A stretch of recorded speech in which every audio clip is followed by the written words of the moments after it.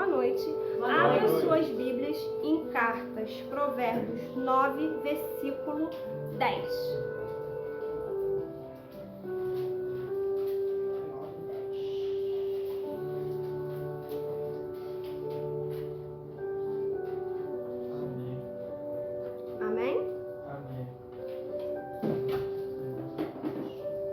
O temor do Senhor é o princípio da sabedoria. Conhecer o santo é ter entendimento. 11. Porque por mim se multiplicarão seus dias e aumentarão os anos de sua vida. 12.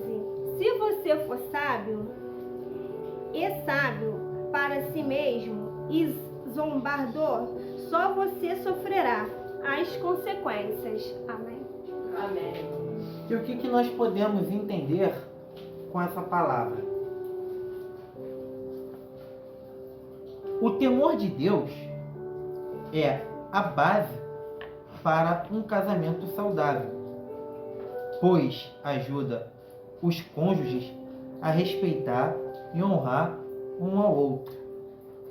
Às vezes, nós estamos em um relacionamento e às vezes nós passamos situações que causam na gente certas divergências de pensamentos. E isso é normal, porque ela pensa de um jeito, eu penso de um jeito, porém o propósito tem que ser um só, como um cordão de 3 dobras. Deus, marido e mulher. O cordão de 3 dobras ele é inquebrável. E o temor a Deus, ele nos faz entender através do Espírito Santo que devemos obedecer aquilo que o Espírito Santo nos direciona em relação aos nossos cônjuges. Como? Eu não posso fazer algo que vá magoá-la, e nem ela algo que vai me magoar. Isso é uma forma de um temor. E o que é temor a Deus? É quando eu prezo o meu casamento como deve ser. Se eu tenho uma vida com Deus, se eu obedeço ao meu Senhor, eu não vou ter dificuldade de ter uma vida sentimental abençoada, de compreender o meu esposo, de ter uma vida saudável, feliz. Por quê? O casamento ele só é feito de felicidade? Não. Como ele disse aqui, temos divisões, diversões, pensamentos diferentes. E como eu, uma mulher sábia, vou conseguir fazer tudo correr bem sem ter maiores conflitos? Eu vou pedir direção ao meu Senhor, já que eu sou serva do Senhor e tenho Deus comigo. Então, diante das dificuldades, eu, Senhor, me capacita, me instrui. Como eu vou conduzir essa situação? Porque vai vir, ao longo do casamento, vai vir muitos momentos bons e vai vir muitos momentos afliçosos. E são os piores momentos, porque quando as aflições vêm, a primeira coisa que você pensa é: eu não vou suportar. Muitas das vezes a pessoa pensa assim: eu como mulher, quando não tem Deus, é melhor separar. Mas a gente, quando tem Deus, a gente pensa: eu vou pro joelho. E qual é a situação que a gente pode viver na maior aflição se o nosso esposo não estiver na presença igual a gente está? E aí é uma guerra extra.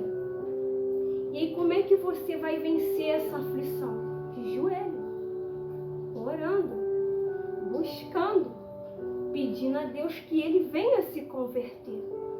Mas aí a gente, como mulher, o nosso sentimento faz a gente fazer o quê? Eu prefiro gritar com Ele: você tem que ir comigo. Não, eu vou pro joelho. Senhor, converte o meu esposo assim como o Senhor me converteu. Senhor, coloca desejo no coração dele de te servir assim como eu sirvo, porque isso que eu pedi para Deus. Eu quero um esposo que venha comigo servir o Senhor da mesma forma que eu sirvo. Então fica mais fácil. Quando eu grito, quando eu brigo, quando eu forço, não vai dar fruto. Ele não só vai querer saber de Jesus, como não vai me ver como uma mulher de Deus. E aí toda a sua casa, toda a sua tenda, ela começa a desmoronar. Porque para quem tem filhos, os filhos vê. E você, como uma mulher de Deus, sem sabedoria, desanima. E aí você questiona logo quem não tem nada a ver com isso. Deus, para que eu te sirvo se a minha casa não está convertida? Mas o Senhor Jesus, Ele vai dizer para mim e para você, não é na força do teu braço, mas é na força do Espírito de Deus de Santo que eu estou com você. Se você pedir e clamar, eu vou fazer. Amém. Amém. E eu vou estar lendo aqui também, só mais um versículo aqui, para poder concluir a palavra introdutória, sobre o que está escrito em Efésios, capítulo 5, versículo 25. E essa parte, ela é para nós, esposos, maridos. A Bíblia, assim como ela tem algumas ordenanças, alguns mandamentos para a mulher, algumas orientações para a mulher, tem para a gente também maridos, esposos. Porque para um casamento, ele ser um casamento embasado em Deus, ambos precisam ter seus deveres e direitos. E qual é o dever do marido dentro de um casamento? Em Efésios, capítulo 5, versículo 25, vai nos dizer a seguinte coisa: maridos, amai vossas mulheres, como também Cristo amou a igreja e a si mesmo se entregou por ela. O que Deus ele nos está orientando aqui como marido e como esposo? Jesus deu o seu Filho unigênito para todo aquele que nele crê não pereça, mas tenha vida eterna. Nós como seres humanos, nós não podemos dar a vida eterna para a nossa família. Porém, o nosso dever é amá-la como Cristo amou a igreja, ao ponto de eu ter que dar a minha vida por ela, porque foi ela que eu escolhi para viver o resto da minha vida. Independente da circunstância, do acontecimento, independente de qualquer coisa, eu como esposo, eu tenho que dar a minha vida por ela.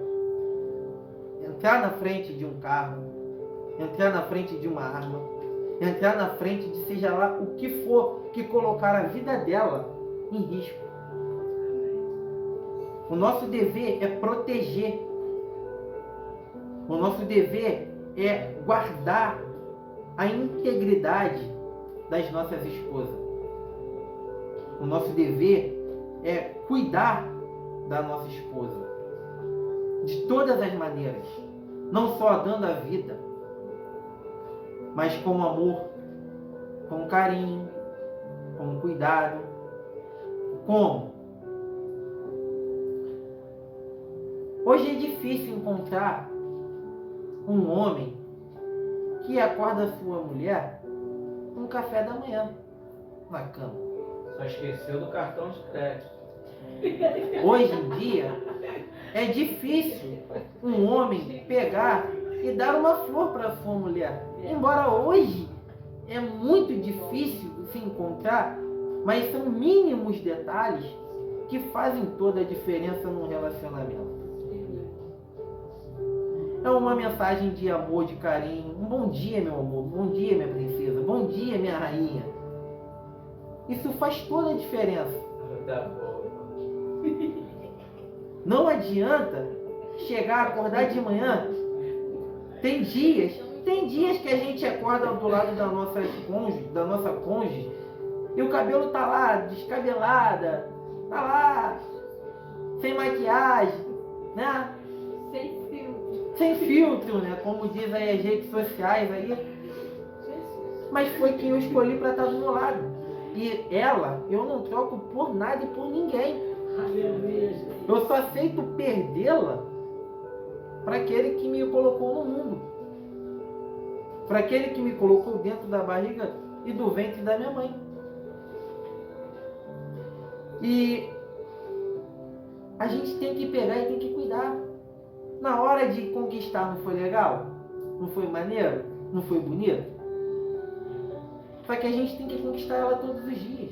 Nós, homens, temos que conquistar nossas esposas todos os dias. E ela, eu digo aqui, é o amor da minha vida. É a rainha do meu coração. Devemos amar nossa esposa como Deus amou a igreja, e dar a nossa vida por ela. Porque quem deu a função de ser auxiliadora, a função de interceder por nós, é a nossa esposa. Enquanto nós saímos para trabalhar, é ela que está ungindo, orando por nós.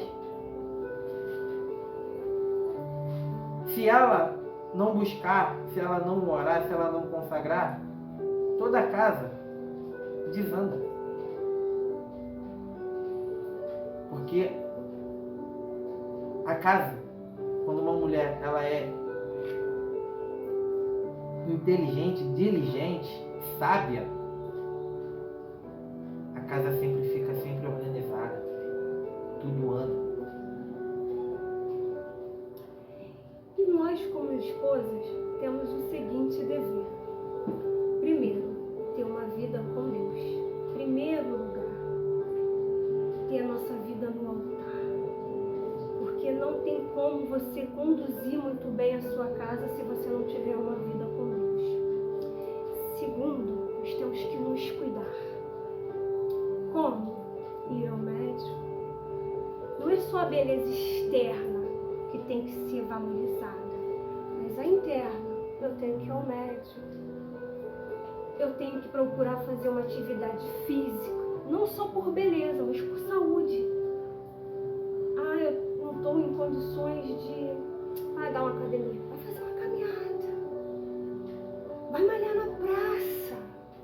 A gente tem que dar o melhor para os nossos esposos de volta, porque se você não se cuidar, não se valorizar, como é que ele vai te ver? A gente tem que manter o que a gente conquistou.